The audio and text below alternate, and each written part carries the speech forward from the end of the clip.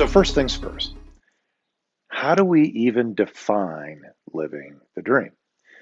If it's not some sarcastic phrase describing something totally unrealistic, then just what the hell is it?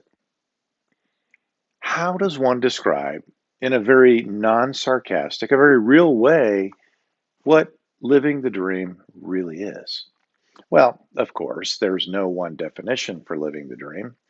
It's different for everyone, but there are certainly some commonalities. And over the years, as a therapist, I've heard dozens, perhaps hundreds, of descriptors for what this elusive state of being just might be. And for me, being a certified thought collector, I have amassed, I would say, a pretty decent assortment of ideas that represent what I have found to be the most common elements of this elusive paradigm. So, here we go. Living the dream is, in my opinion, doing with our time what satisfies and gratifies us the most, making a difference, making an impact, doing something significant, doing what we want, when we want, where we want, how we want, and with whom we want, creating, imagining, innovating, inventing, learning, helping, teaching, coaching, and guiding.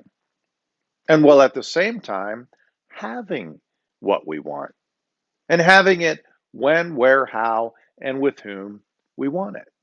Having energy, excitement, enthusiasm, fun, resources, having a vision.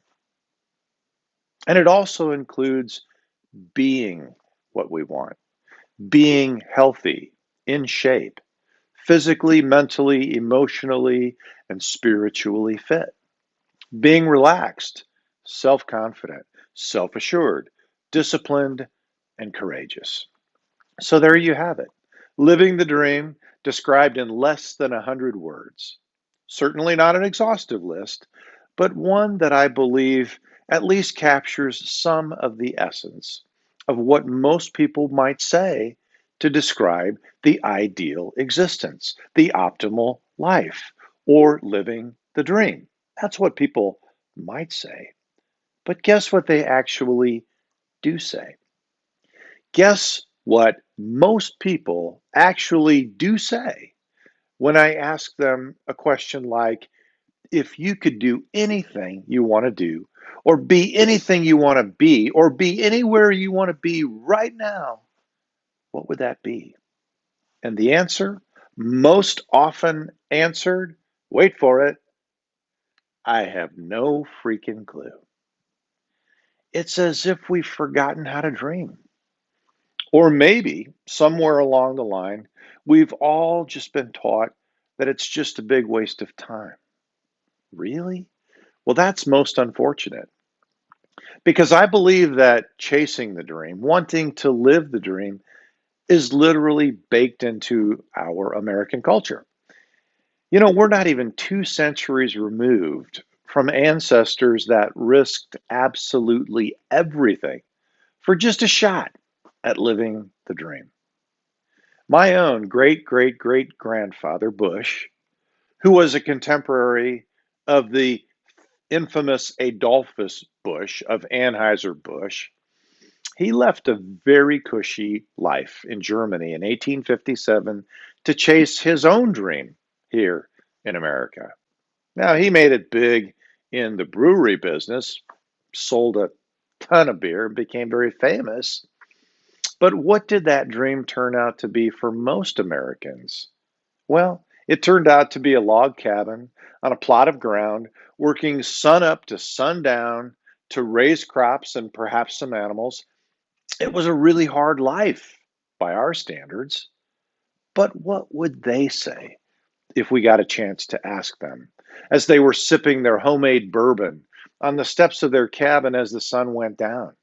Would they say, man, I'm living the dream? Are people like Bill Gates, Jeff Bezos, Elon Musk, are they living their dream?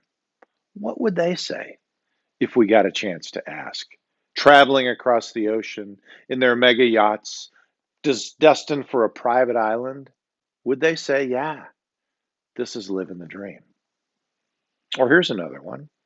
How about Jesus Christ himself? Did Jesus live the dream? Now, arguably, Jesus Christ is the most significant person to ever live, probably made the biggest impact and the biggest difference in this world. But look how that turned out.